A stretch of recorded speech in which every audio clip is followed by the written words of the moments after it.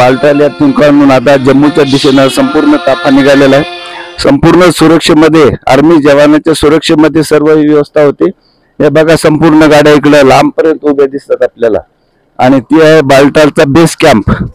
त्या बेस कॅम्पवर काल 2 दिवसापासून मुक्काम होता आणि संपूर्ण आर्मीच्या सुरक्षेमध्ये सर्व व्यवस्था केली जाते। सर्व भक्तांना सुरक्षित आता जम्मूच्या दिशेनं घेऊन जात आहेत। बघा हे आर्मी जवान या ठिकाणी आपल्या सुरक्षेसाठी रात्रंदिवस पहारा देतात।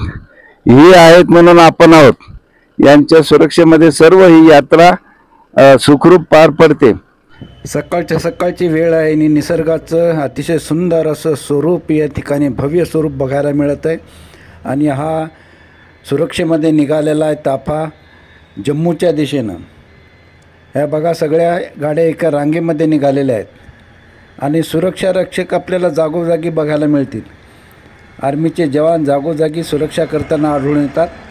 खळखळ वाहणाऱ्या नद्या या ठिकाणी आपल्याला जागोजागी बघायला मिळतात।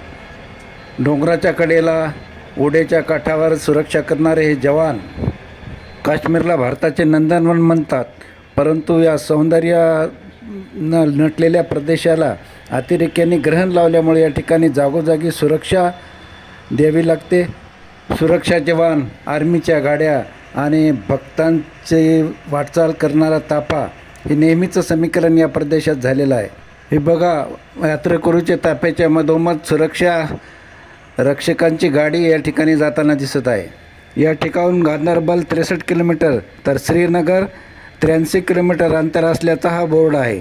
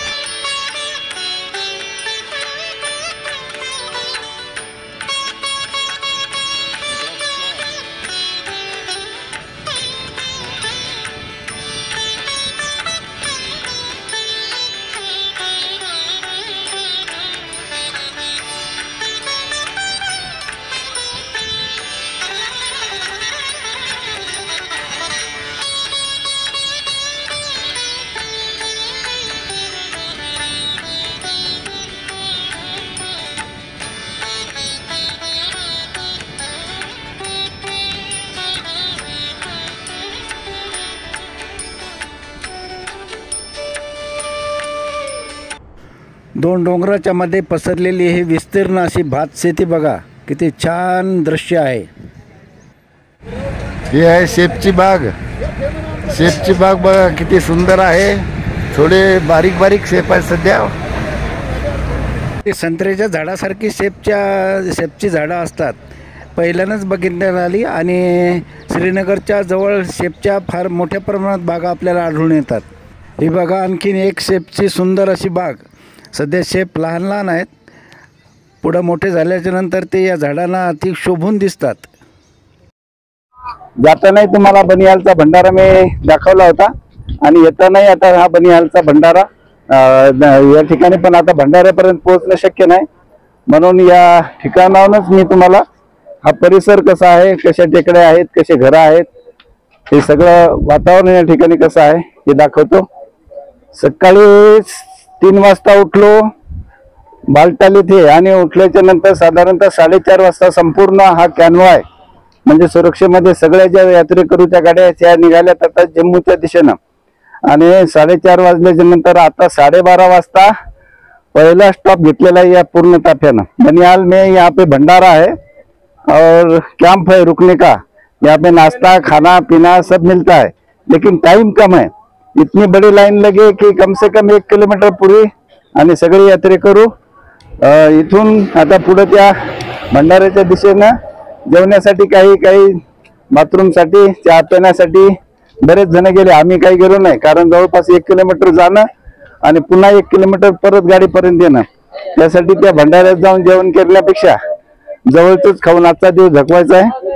आज संध्याकाळी जाऊ वैष्णोदेवीपर्यंत आणि वैष्णोदेवीला गेल्याच्या नंतर पुढे मग आमचा जवळचा स्वयंपाक सुरू होईल, कारण गाडीतले जे स्वयंपाकाचं साहित्य गॅस आहे ते सर्व जम्मूलाच काढून घेतलेलं आहे, इकडे ते आणू देत नाही.